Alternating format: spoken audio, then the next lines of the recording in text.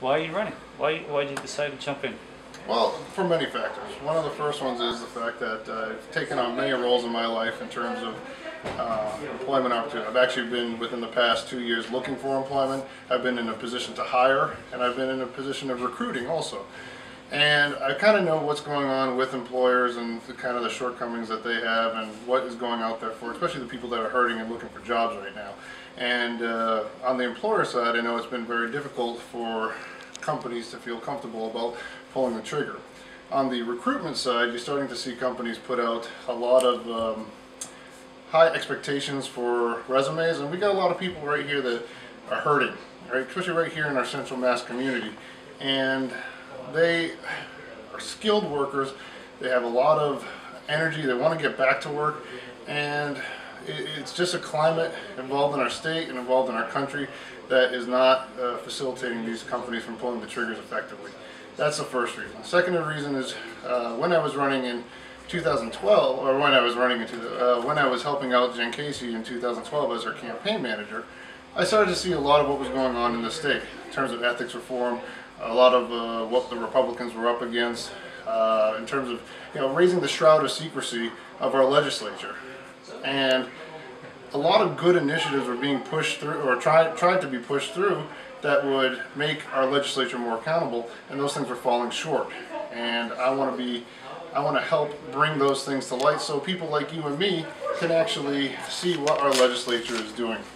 If elected, what are 3 goals you want to achieve? 3 goals. The first one I would say is also to increase the level of constituency relations out here. One of the things I've noticed about Central Massachusetts, and especially in our Leominster community here, is we have a very close community where people like to interact with others. We have a great mayor that has been able to host various events around town, and I want to play an active role in that. Make sure to get out there with the people. I've always been most comfortable just meeting people and letting them know that I am accessible to them.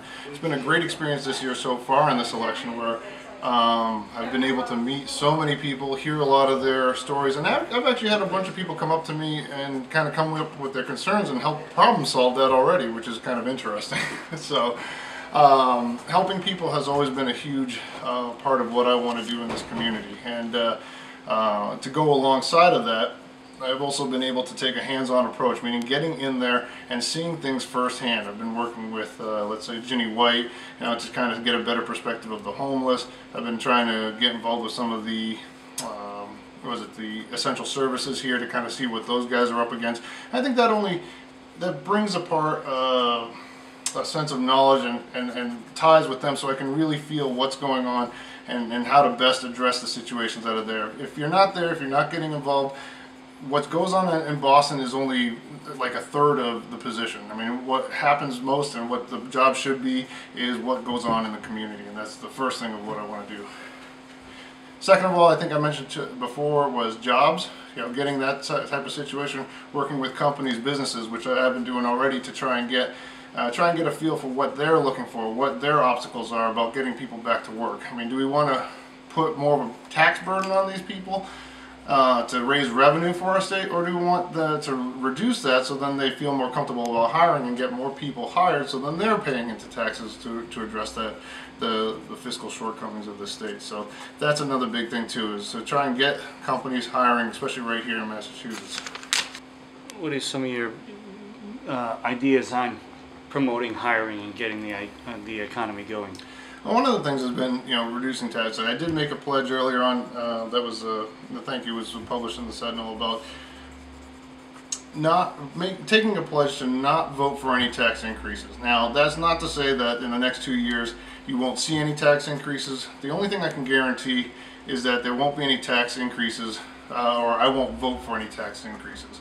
And what that does is that creates a sense of confidence for business owners to actually maybe start growing again. And what you also start to see is the excessive regulations that are going on that are standing in the way of some of these businesses of actually performing. I mean, just all the unneeded paperwork to just do business. At the end of the day, all these people want to do is build whatever. They want to make whatever and then sell it and then make a profit this year, so then they can maybe bring more people on, grow their business, become more profitable. And it seems like there's been a mire of red tape for all these type of businesses to actually move forward.